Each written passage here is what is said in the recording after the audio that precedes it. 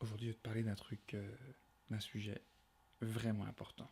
Je vais te parler du nom de Dieu. Tu vas me dire, mais Sébastien, on connaît tous le nom de Dieu, on l'entend partout. Mais le connais-tu vraiment, réellement? Connais-tu vraiment ce que veut dire le nom de Dieu? Est-ce qu'on le connaît réellement comme on devrait le connaître, afin de réaliser pleinement qui il est? C'est important de savoir. L'identité est d'une base fondamentale pour notre existence. Et c'est pour ça qu'on va voir dans la parole ce qui est écrit dans Exode, chapitre 3, versets 14 à 15. Dieu dit à Moïse, je suis celui qui suis. Et il ajouta, c'est ainsi que tu répondras aux enfants d'Israël, celui qui s'appelle Je suis m'a envoyé vers vous. Dieu dit encore à Moïse, le Dieu d'Abraham, le Dieu d'Isaac et le Dieu de Jacob m'envoie vers vous. Voilà mon nom pour l'éternité, voilà mon nom de génération en génération. Le nom de Dieu est composé de 4 lettres hébraïques. Nous avons le Yud, le He, le Vav et le He. Si je prononce mal, je m'en excuse, surtout pour les gens qui lisent l'hébreu. Désolé. C'est Yahweh.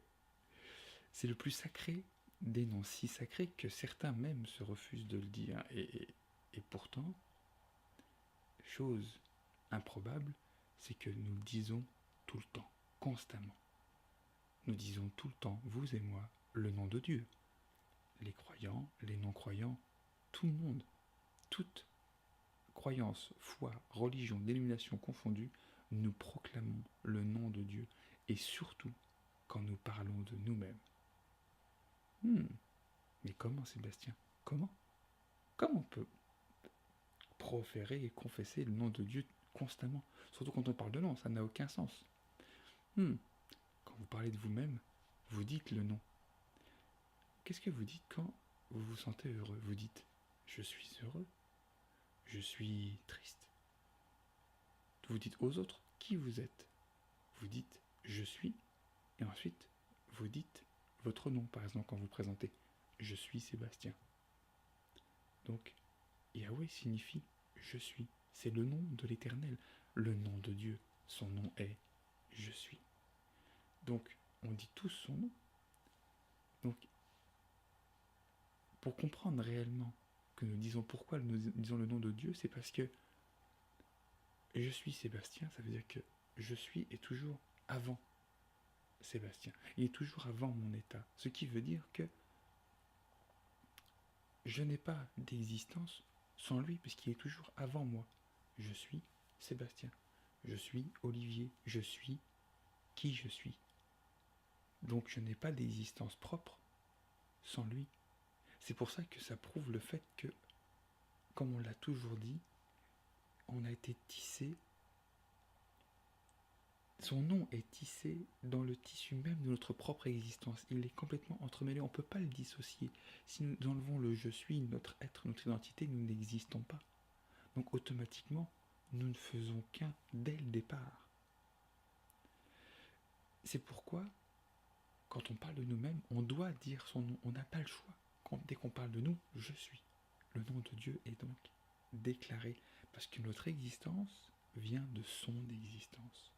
C'est lui le je suis de toute existence. Le je suis de tout ce que je suis. Donc, votre je suis n'existe que par son moi.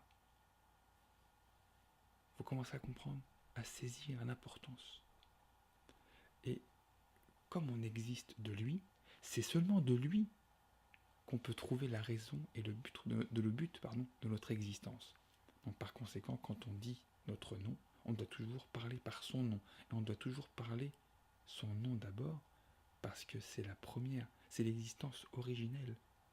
Et la nôtre ne fait juste que s'écouler de lui. C'est le flux, la source même de l'existence, l'origine de tout ce qui est, de tout ce que nous sommes, de tout notre être. C'est pourquoi on doit toujours le mettre en premier et le laisser d'écouler sa vie en nous. Et c'est pour ça que toutes nos sources viennent de lui. Nous ne pouvons pas nous dissocier de lui, que nous le voulions ou pas, que nous y croyons ou pas. C'est un fait, c'est là, c'est établi. Et c'est pour ça qu'on doit vivre non seulement pour lui, mais pour vivre sa vie de lui, vivre de sa vie, et passer de son mouvement, agir de ses actions, sentir son cœur, être son être et devenir qui nous sommes en lui, qui il est, lui, qui il est, je suis en nous. Donc je suis celui qui est, et je suis celui que je suis grâce à je suis. Est-ce que vous me suivez toujours?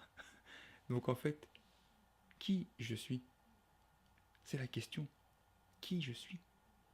Et tant qu'on a toujours cette question en nous, qui nous sommes, et que nous ne saisissons pas qui nous sommes réellement dans notre identité, et toutes les personnes qui sont perdues, et c'est pour ça qu'on va voir après pourquoi Jésus dit « Je suis le chemin, la vie et la vérité », car Jésus répond toujours aux 3 questions fondamentales de l'être humain. Qui suis-je? Où vais-je? Quel est mon but? Et c'est là que on doit apprendre à vivre ce secret à chaque moment de notre vie, en faisant de son action, en aimant son amour et en étant son être à lui en tout temps et en ne faisant qu'un avec lui.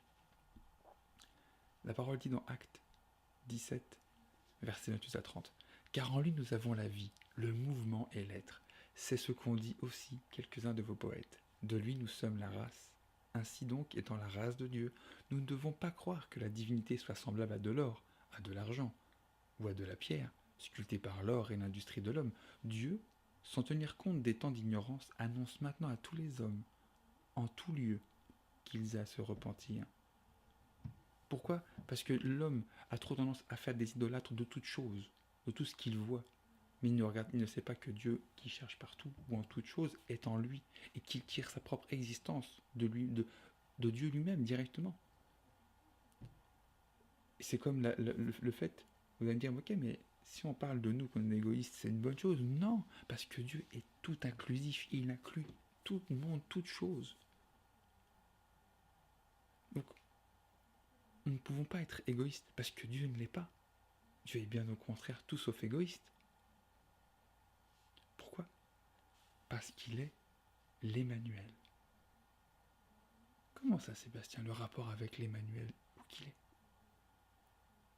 Christ est l'Emmanuel. Un mot hébreu pour avec, c'est hem. E-E-M. Celui pour dire nous, qui englobe nous, c'est à nous. Et Dieu, c'est elle. Donc, beaucoup de prénoms, on peut entendre Ézéchiel, il y a elle, Racine, elle, il y a... il y en a plein de prénoms qui sont utilisés souvent. Israël, il y a toujours elle dedans. Et j'en passe. Donc, Emmanuel est, traduction, Dieu avec nous. Et même le prophète Isaïe, il l'a prophétisé. Ce Messie, venu d'une vierge. Ésaïe 7,14 qui dit « Voilà pourquoi c'est le Seigneur lui-même qui vous donnera un signe. La Vierge sera enceinte. Elle mettra au monde un fils et l'appellera Emmanuel. » On l'a aussi dans Matthieu 1,21. Elle mettra au monde un fils et tu lui donneras le nom de Jésus, car c'est lui qui sauvera le peuple de ses péchés. On va voir plus loin pourquoi l'Emmanuel, Dieu est avec nous, est la manifestation de je suis. Parce que il fallait voir la rédemption, il fallait voir le salut. Dieu l'avait prophétisé, l'avait dit, je vais venir, je vais vous ramener. Et on voit comment l'Emmanuel qui est toujours avec nous, comment on doit comprendre que Dieu est réellement en nous et est partie de toute chose. Et quand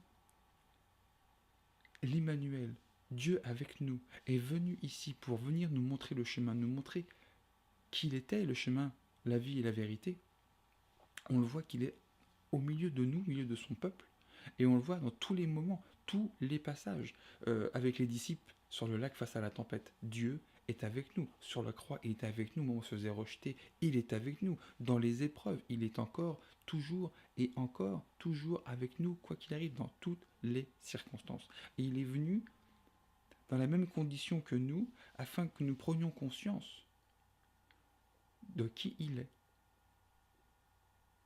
en nous. que nous tirons notre existence de lui et qu'il est venu racheter ce terrible affront de séparation. C'était comme une séparation tellement déchirante pour Dieu qu'il ne pouvait pas laisser ça comme ça. Il fallait manifester le pardon de Dieu. Il fallait que Dieu manifeste un pardon. Il pouvait pas, ça le déchirait tellement d'être séparé de nous qu'il a envoyé Christ pour nous rapprocher, pour nous ramener à lui. Et c'est ça que on le voit dans Luc 8, 22-25, qui dit « Un jour, Jésus monta dans une barque avec ses disciples. Il leur dit « Passons sur l'autre rive du lac. » Et ils partirent. Pendant qu'ils naviguaient, Jésus s'endormit. Un tourbillon s'abattit sur le lac. Un tourbillon. La barque se remplissait d'eau et ils étaient en danger. Ils s'approchèrent et le réveillèrent en disant « Maître, maître, nous allons mourir !» Il se réveilla et menaça le vent et les flots. Ceux-ci s'apaisèrent. Et il eut un calme plat. Puis il leur dit « Où est votre foi ?» Saisis de frayeur et d'étonnement, ils se dirent les uns aux autres « Qui est donc cet homme ?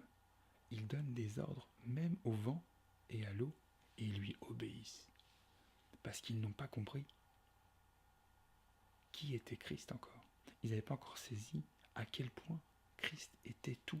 Il était la manifestation de Dieu. C'était Dieu avec nous. Dieu fait homme. Ils n'avaient pas encore saisi que lui seul pouvait avoir cette autorité parfaite. Qu'il était la révélation physique, le reflet de Dieu. L'image de Dieu comme nous sommes faits à son image. Esprit, âme et corps. Et il a pris un corps pour manifester son amour dans le mouvement, dans l'être. Il est l'amour incarné. Dieu s'est incarné exprès pour nous racheter. Parce qu'au travers du premier Adam qui avait fauté, Jésus, le deuxième Adam, est venu payer la balance. Le pardon égal.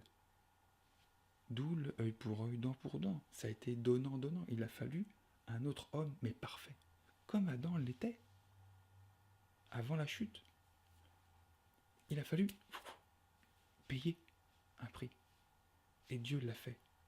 Dans cet amour extraordinaire. Parce qu'il nous aime tellement. Il aspire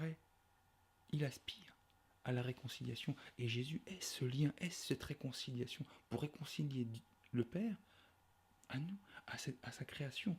Pour revenir à cette alliance primordiale, originale. Dieu nous aime tellement. Et c'est pour ça qu'il faut qu'on saisisse à quel point je suis. Et c'est pour ça que nous sommes si uniques, si importants, si sacrés, vous, moi, tout le monde. Nous sommes les gardiens de nos frères et c'est important de faire en sorte que chaque personne puisse saisir cette importance, puisse saisir qu'un Dieu existe. Parce que s'il n'existe pas, tu n'existes pas. Tu n'as aucune origine. Alors, oser dire que tu n'es rien est un blasphème. Oser dire des choses négatives sur toi est un blasphème. Tu maudis, tu maldis, malédicté, malédiction, mauvaise parole. Tu maudis Dieu en disant du mal de toi. C'est pour ça que Jésus nous dit 2 commandements. Tu aimeras ton Dieu de toutes tes forces, toutes tes pensées, de toute ton énergie, de toute ton âme, de tout ton être selon les traductions. Et tu aimeras ton prochain comme toi-même. Pourquoi ? Parce que quand tu parles de l'autre en disant des bonnes paroles, en disant des bonnes choses, tu bénis, bénédicté, des bonnes paroles. Tu vas bénir l'autre, tu vas bénir la création de Dieu, tu vas bénir Dieu. Et en t'aimant toi-même, tu ne diras pas des choses comme « je suis mauvais, je suis nul, je suis rien ». Non, c'est-à-dire « je suis une créature merveilleuse, je suis aimé, je suis choisi, je suis prédestiné, je suis victorieux, je suis fort en Christ, je suis une création extraordinaire, je suis fait pour aimer, je suis amour ». Tu vas bénir le nom de Dieu en disant des bonnes choses sur toi, en disant des bonnes choses sur ton prochain. C'est pour ça que c'est important de faire attention à ce que nous disons et qu'à notre bouche est la vie et la mort. Que faisons-nous ? Que disons-nous sur les choses, sur l'existence ? Que disons-nous ? Sommes-nous vraiment à l'image de Dieu ? Imitons-nous vraiment le Seigneur ? Dieu lui-même ? selon comment il a créé les choses, comment il a appelé les choses à être. Agissons-nous de la même manière? Ou sommes-nous juste focalisés sur notre nombril?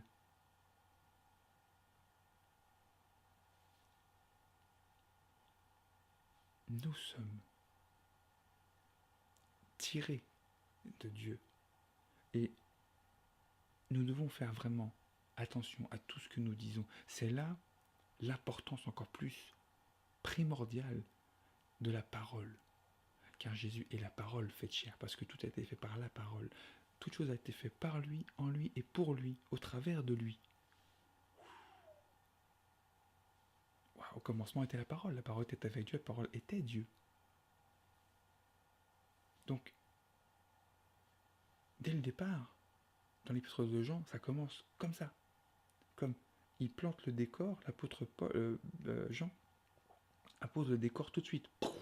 C'est ça le plan, c'est comme ça la base. Et à partir de là, on va pouvoir parler.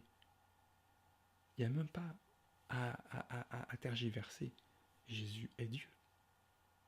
Le Père et moi ne faisons qu'un. Montre-nous le Père, Jésus. Ça fait assez longtemps que vous êtes avec moi, vous ne l'avez pas encore vu. Tous ces passages prennent tous leur sens, prennent tout leur sens quand nous saisissons réellement l'origine, notre identité profonde. Et pas juste nous en tant qu'individus, mais nous en tant que existence tirée de celui qui est, source de toute chose. C'est pour ça que la famille de Christ a tout son sens, qu'il y a un esprit et que nous sommes tous connectés par le Saint-Esprit de Dieu. Cette Trinité parfaite. C'est une Trinité. Nous sommes une Trinité dans une Trinité. Tout est trinitaire et c'est ça qui est merveilleux, c'est que tout prend tout son sens. Et c'est tellement glorieux. Et je vous invite réellement à vous repentir comme moi je me suis repenti quand j'ai réellement saisi ces choses-là, de tout ce que j'avais pu dire, de mauvais, de négatif sur moi et en fait sur lui, sur Dieu. Donc à chaque fois que je parlais en mal de moi, je parlais en mal de mon Dieu, j'annulais ce que je faisais, disant en mal de mon prochain, c'est de Dieu que je parlais en mal. Saisissez-vous l'importance de nos paroles, que nous avons à rendre compte de chacune de nos paroles. Frères et sœurs bien-aimés, il est temps vraiment de changer. Dieu nous aime tellement et il veut que nous saisissions ces vérités. Alors, faisons ce pas, faisons de cette mission quotidienne de faire attention à ce que nous disons, de faire attention que le nom de Dieu est sacré et que comme nous tirons notre existence de lui, nous sommes aussi sacrés et précieux. C'est pour ça que le temple de l'esprit que nous sommes, de son esprit, est important, qu'on doit en prendre soin. On ne doit pas prendre du soin d'une autre, mais de tous ceux dont nous avons la charge. Et en prendre soin pour l'honorer lui, parce que au plus petit d'entre eux, c'est à lui qu'on le fait. Et tu aimeras ton prochain comme toi-même, donc tu feras toujours attention à la vie de Dieu. Car Dieu est amour et Dieu nous aime.